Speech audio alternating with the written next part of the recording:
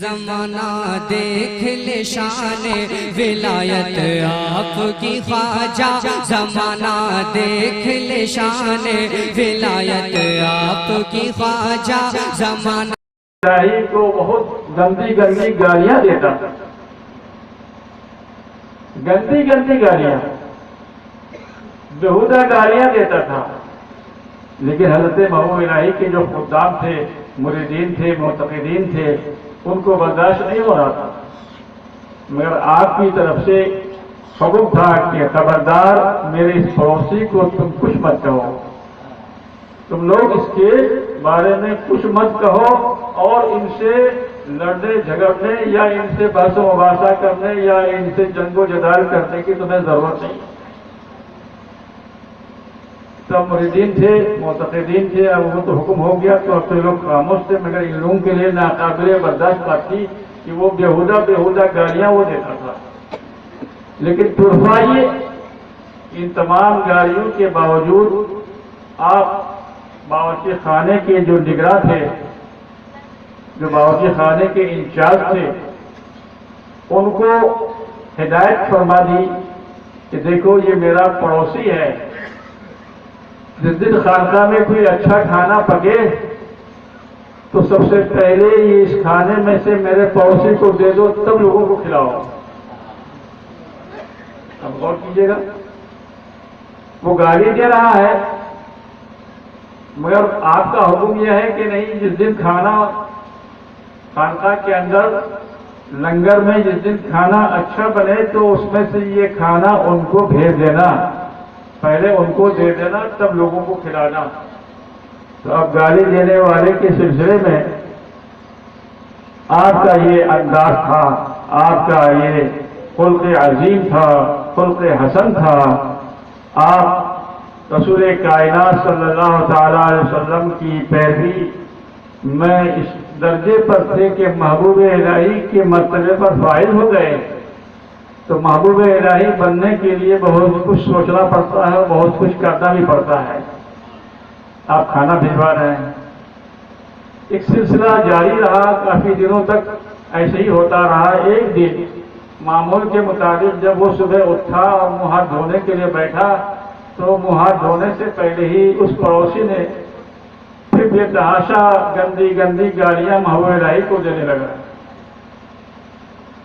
تو اس وقت میں جو اس کی عورت تھی، بیگم تھی، اس نے اپنے شوہر کو غیرت دلائی کہ آپ ایسے کو گالی دے رہے ہیں کہ وہ آپ کے پاس اپنی خانقاہ کے لنگر سے جس دن کھانا اچھا بنتا ہے تو آپ کو پہلے وہ بھیج رہے ہیں. تو آپ کی غیرت کہاں مر گئی ہے کہ آپ اس بات کا احساس نہیں کرتے کہ وہ آپ کے ساتھ کتنا احسان کر رہے ہیں اور آپ ان کو گالیاں دے رہے ہیں. تو بیگم کی یہ بات اس شخص کے اندر اثر کر گئی. وہ غیرت جو اس نے دلائی تو اس بات کا اثر پڑ گیا. اب وہ وہیں سے منہ ہاتھ دھونے کے بعد گیا نہانے دھونے کے لیے اور اچھے کپڑے پہنے، اور پہننے کے بعد پھر وہ خانقاہ میں حضرت محبوب الہی سے ملاقات کے لیے پہنچا. جب وہ ملاقات کے لیے پہنچا تو حضرت محبوب الہی نے اس سے پوچھا، کہو کیسے آنا ہوا؟ کہ حضور بہت ہی شرمندہ ہوں کہ میں نے آپ کو بہت ستایا ہے، بہت دکھایا ہے، بڑی بڑی گندی گالیاں دی ہیں، ان کی معافی کے لیے آیا ہوں اور اس بات کے لیے بھی آیا ہوں کہ اب آپ ہمیں اپنے دامن ارادت میں داخل کر لیجیے، یعنی مجھے مرید بنا لیجیے. تو آپ نے فرمایا کہ تمہاری ساری گالیاں ہم نے معاف کر دی، اب تم مرید ہونا چاہتے ہو تو مرید ہو جاؤ. چنانچہ وہ مرید ہو گیا، اب گھر چلا گیا. جب گھر گیا، اب غور کیجیے گا، تب اپنے خادموں کو حضرت محبوب الہی نے بلایا اور خود انچارج کو، جو مطبخ کے انچارج تھے، باورچی خانے کے جو انچارج تھے، ان کو خاص طور سے بلایا اور فرمایا کہ دیکھو ہماری تو ہدایت تھی کہ جس دن کھانا اچھا بنے تو اس دن ان کو پہلے سے پہنچا دو، پہلے بھیج دو، لیکن اب سے ان کے پاس کھانا مت بھیجنا. خیال فرمائیے گا. اب سے ان کے پاس جس دن کھانا اچھا بنے تو اب اس اچھے کھانے کو ان کے پاس مت بھیجنا. تو لوگوں کو بڑی حیرت ہوئی کہ جب وہ گالی دے رہا تھا تو آپ اچھے کھانے بھجوانے کی ہدایت فرماتے تھے، اور آج جب وہ مرید ہو گیا، گالیوں کی معافی چاہ لی، اب تو وہ ہمارے بالکل جگری بھائی ہو گئے. تو ان کے اوپر مہربانی ہونی چاہیے. ان کو تو اب زیادہ سے زیادہ ان کی طرف توجہ ہونی چاہیے. میں بات تو عجیب سی ہے. کسی شاعر نے ایسے ہی موقع سے کہا ہے کہ الٹی ہی چال کرتے ہیں دیوان گانے عشق. یہ دیوان گانے عشق ہیں، ان کی چالوں کو سمجھنا بھی آسان نہیں ہے. اب آپ منع کر دیتے ہیں تو لوگوں نے وجہ پوچھی کہ آج جب وہ مرید ہو گیا اب تو وہ گالی دے گا نہیں، تو ان پر زیادہ مہربانی ہونی چاہیے، اور آپ منع کر رہے ہیں کہ کھانا مت بھیجنا. یہ فلسفہ سمجھ میں نہیں آ رہا، یہ بات سمجھ میں نہیں آ رہی، اس کی توضیح فرمائیے. تو حضرت محبوب الہی ارشاد فرماتے ہیں کہ دیکھو، جب وہ مجھے گالی دیتا تھا تو وہ میرے اوپر احسان کرتا تھا. یہ بھی اسی بات ہے. جب وہ مجھے گالی دیتا تھا تو وہ مجھ پر احسان کرتا تھا، اور قرآن نے فرمایا کہ وہ ہر جزاء احسان الا الاحسان، احسان کا بدلہ تو احسان ہوتا ہے. جب وہ گالی دے رہا تھا تو مجھ پر اس کا احسان تھا، اس لیے اس کے بدلے میں کھانا بھیجنے کی ہدایت کی. اب یہ بات بھی سمجھ میں نہیں آ رہی کہ اس گالی دینے والے کا کیا احسان تھا. یہ بھی فلسفہ ہے. تو آپ ارشاد فرماتے ہیں دیکھو، جب وہ گالی دے رہا تھا، دیتا چلا آیا، تو جب وہ گالی دیتا چلا آیا تو ایک رحمت کے فرشتے خدا کی طرف سے مقرر تھے جو میرے حق میں وہ دعائیں خیر کرتے تھے، اور گالی دینے والے کے حق میں دعائیں بد کرتے تھے. وہ فرشتہ مقرر تھا جو گالی دینے والے کے گالی جن کو دی جا رہی ہے ان کے حق میں دعائیں خیر کر رہے ہیں، اور جو گالی دینے والا ہے اس کے لیے دعائیں بد کر رہے تھے. تو یہ جو فرشتے دعائیں خیر کر رہے تھے، تو اب جب یہ گالی مجھ کو نہیں دے گا تو اب وہ فرشتے جو مجھے دعائیں خیر کر رہے تھے تو یہ ان کا احسان تھا. ان کے دعائیں خیر، فرشتے کی دعائیں خیر جو تھے میرے لیے جو ہوا کرتی تھی، یہ ان کا احسان تھا. اس لیے میں اس احسان کو چکانے کے لیے کھانا بھیجتا تھا، بھیجواتا تھا. اور اب وہ جو مرید ہو کر گیا ہے تو اب تو وہ مجھے گالی دے گا نہیں، تو اس کا کیا احسان ہے کہ میں اس کو کھانا بھیجواؤں. درود پاک پڑھیے، اللہم صلی علی سیدنا مولانا محمد وعلی آلہ واصحابہ وبارک وسلم. تو دیکھیے، اگر کوئی گالی دے رہا ہے پھر بھی اس کے ساتھ آپ حسن سلوک کرتے ہو، اگر اچھا سلوک کرو گے تو اس کا نتیجہ بڑا اچھا ہوگا. اگر کوئی آپ کو ستا رہا ہے پھر بھی اس کے ساتھ آپ اچھا سلوک کرو گے تو اس کا نتیجہ بڑا اچھا ہوگا. اس لیے میرے بھائیوں، گالی دینے والے کو بھی سمجھو کہ وہ ہم پر احسان کر رہا ہے. اس لیے آپ گالی کا جواب گالی سے مت دو، اپنی زبان کو کنٹرول میں رکھو. درود پاک پڑھو، اللہم صلی علی سیدنا مولانا محمد وعلی آلہ واصحابہ وبارک وسلم. تو اسلام کے معنی ہوئے کہ آپ کی زبان سے، آپ کے ہاتھ سے دوسرے مسلمان محفوظ رہیں. میرے رسول نے اس کی تعلیم دی. اب آئیے اور ایک بات اور سن لیجیے. ایک حدیث پاک میں نبی کریم صلی اللہ تعالی علیہ وسلم ارشاد فرماتے ہیں لا ضرر ولا ضرار فی الاسلام. اسلام کے قانون میں کوئی ضرر کی بات اور تکلیف کی بات نہیں ہے، اور نہ اسلام کے قانون میں ایسی کوئی بات ہے کہ ایک دوسرے کو کوئی ضرر پہنچائے. نہ اسلام کا قانون ضرر والا ہے، اور نہ اسلام اس بات کو بیان کر رہا ہے کہ تم ایک دوسرے کو نقصان پہنچاؤ، ضرر پہنچاؤ. آج ہمارا ماحول کتنا بگڑا ہوا ہے کہ ہم ایک دوسرے کو نقصان پہنچانے کے لیے اس قدر جناب والا رات دن ایک کر دیتے ہیں. اب زمین غصب کر لیتے ہیں، بےمانی شیطانی پر چل جاتے ہیں. اب بتائیے صاحب، یہ ضرر پہنچا رہے ہیں کہ نہیں؟ اسلام کے قانون میں کسی کو ضرر پہنچانا نہیں ہے.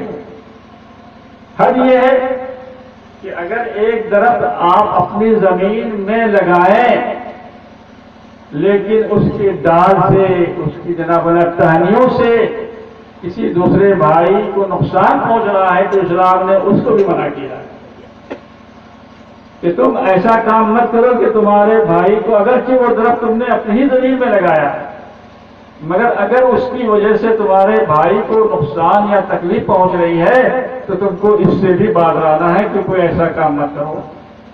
تو میرے بھائیوں بزرگوں، اسلام کے قانون میں بہت ساری باتیں ہیں، ہم اگر سنانے لگ جائیں گے تو بہت دیر ہو جائے گی اور آپ حضرات تو تھکے ہوئے ہیں اور جب میری گفتگو چلتی ہے تو پھر لمبی ہو جاتی ہے. تو آج کے دن میں صرف اس بات کو بتانا چاہتا ہوں کہ دیکھیے کچھ عمل ایسے بھی ہیں کہ جن کے بارے میں کچھ رسول کے کلمہ پڑھنے والوں نے اس کو غلط قرار دیا.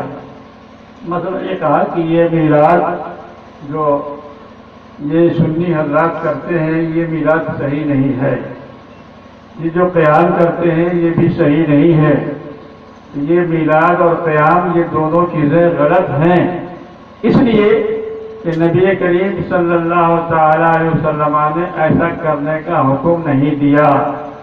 نہ رسول کے دور میں ہوا، نہ صحابہ کے دور میں ہوا، نہ تابعین کے دور میں ہوا، نہ تبع تابعین کے دور میں ہوا. تو جب یہ اچھے دور میں یہ کام نہیں ہوا تو یہ بعد والے جو یہ کام کرتے ہیں کہ جشن عید میلاد النبی منا رہے ہیں، جلوس سے بھی میلاد منا رہے ہیں، تو میرے بھائیوں بزرگوں یہ سب چیزوں کے بارے میں الزام ہے کہ یہ غلط ہے. تو یہ غلط نہیں ہے میرے بھائی، یہ بہت ہی صحیح کام ہے. آخر علماء دین جن کو حدیث و قرآن کا بھرپور علم تھا ان لوگوں نے اس کام کو کیا اور رائج کیا، ان لوگوں نے اس کام کو کیا اور اس کا رواج دیا. تو یہ اگر غلط ہوتا تو ہرگز یہ حضرات اس کام کو نہ کرتے نہ اس کا رواج دیتے. اب آئیے ایک حدیث پاک سن لیجیے کہ ارشاد ہوتا ہے نبی کریم صلی اللہ تعالی علیہ وسلم کا کہ دیکھو دین تو میرے اوپر مکمل ہو گیا، اب دین کا کوئی قانون ایسا نہیں ہے کہ جو تشنا رہ گیا ہو، پورا ہونے سے رہ گیا ہو. سارے قانون دین کے ہم پر مکمل ہو گئے. قرآن بھی فرماتا ہے الیوم اکملت لکم دینکم واتممت علیکم نعمتی وردیت لکم الاسلام دینا. یہ قرآن کی آیت ہے. اے رسول آج ہم نے آپ پر آپ کے دین کو مکمل کر دیا. تو جب دین مکمل ہو گیا تو اب دین میں جب دین مکمل ہو گیا تو جب رسول نے نہیں کیا، نہ کرنے کا حکم دیا، نہ صحابہ نے کیا، نہ صحابہ نے کرنے کا حکم دیا، نہ تابعین نے کیا، نہ تبع تابعین نے حکم دیا، بلکہ بہت بات تک اس کے بارے میں علماء کرام نے کوئی حکم نہیں دیا، نہ کوئی رواج دیا.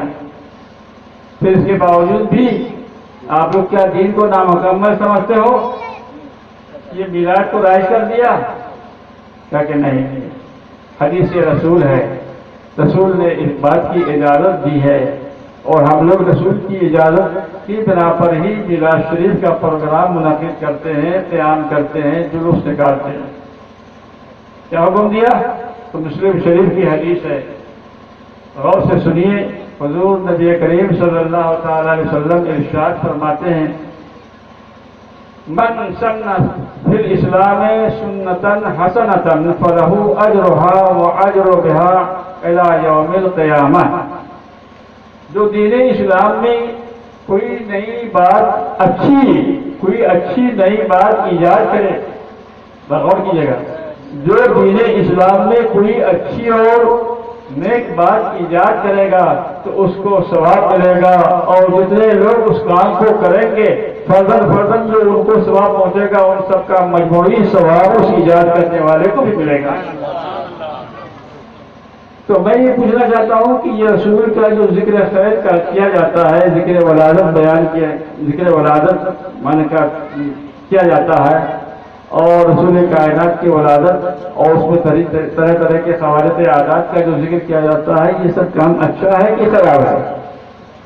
اگر یہ میلاد کی محفل جو کچھ بھی کی جا رہی میلاد کی محفل میں یہ سب اچھے کام ہیں تو رسول کائنات نے تو اس کی اجازت دے دی حدیث میں کہ جو دین اسلام میں اچھے کام کی ایجاد کرے گا اس کو ثواب ملے گا، اور جتنے لوگ قیامت تک اس کو کرنے والے ہوں گے اس کو الگ الگ جتنا ثواب ملے گا ان سب کا مجموعی ثواب اس کی ایجاد کرنے والے کو بھی ملے گا۔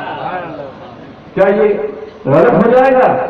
اسلام تو مکمل ہو چکا، دین مکمل ہو چکا، اور رسول کائنات کے اوپر جب دین مکمل ہوا تو رسول کائنات ہی نے تو ارشاد فرما دیا اور امت کو اس بات کی اجازت دے دی کہ دین میں اچھے کاموں کو تم ایجاد کر سکتے ہو۔ تو جب دین میں اچھے کاموں کی اجازت مل گئی اور اسی اجازت کے بنا پر ہم اس کام کو کریں گے تو یہ غلط کیسے ہو جائے گا؟ پر یہ تو ثابت کرنا پڑے گا کہ یہ کام فی نفس ہی غلط ہے۔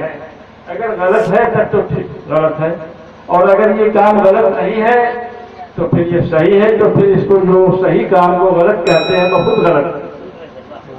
درود پاک پڑھیے، اللہم صلی علی سیدنا محمد وعلی آلہ وصحبہ وسلم، صلاۃ و سلام علیک یا رسول اللہ۔